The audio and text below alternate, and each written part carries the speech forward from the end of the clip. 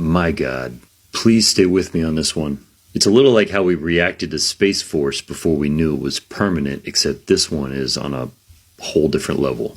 So the board consists of 6 members, including a chairman for life, which is, of course, Donald Trump, and 5 other board members, which are Marco Rubio, Jared Kushner, Tony Blair, Mark Rowan, who runs Apollo Global Management, and Steve Witkoff. It's supposed to be what they're calling a private sector-led alternative to the United Nations. The board is set up as a private treasury model, much like the UN and the World Bank. Now, the chairman for life, Donald Trump, has exclusive authority to create, modify, or dissolve subsidiary entities and approve all administrative directives, so full control over everything. If this was a U.S. corporation, this setup would be illegal, but it gets a whole lot worse. One of the first executive orders that Trump signed on January 16th of 2025 was Executive Order 14275. This designates the Board of Peace as a public international organization.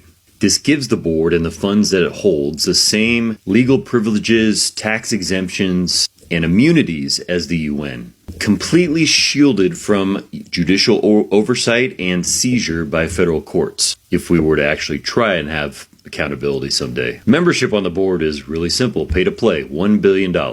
And so far, the countries that have contributed are Saudi Arabia, the UAE, Qatar, Kazakhstan, Azerbaijan, Morocco, Bahrain, Uzbekistan, and Kuwait. And it was just announced today that you, the American taxpayer, is going to be contributing $10 billion to a fund exclusively controlled by Donald Trump, even if he's not president anymore.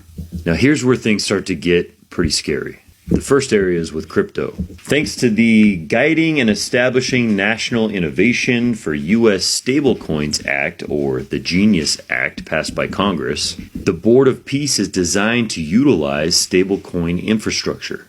And Trump's own crypto venture, World Liberty Financial, is the primary vehicle.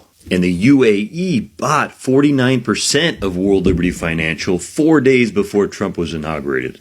And a significant portion of the $17 billion that's already been contributed is being converted into USD1, Trump's stablecoin. And not only that, but the board can actually mint USD1 against US treasuries. And so they can spend funds without it ever even touching a traditional bank. And of course, the first place they're looking to do this is Gaza. They're calling it a Gaza relief package. But what it is an investment fund to build 200 hotels and 400,000 new homes in Gaza, completing the genocide. Now, the last part is probably something Scott Jennings would say gets my knickers in a twist.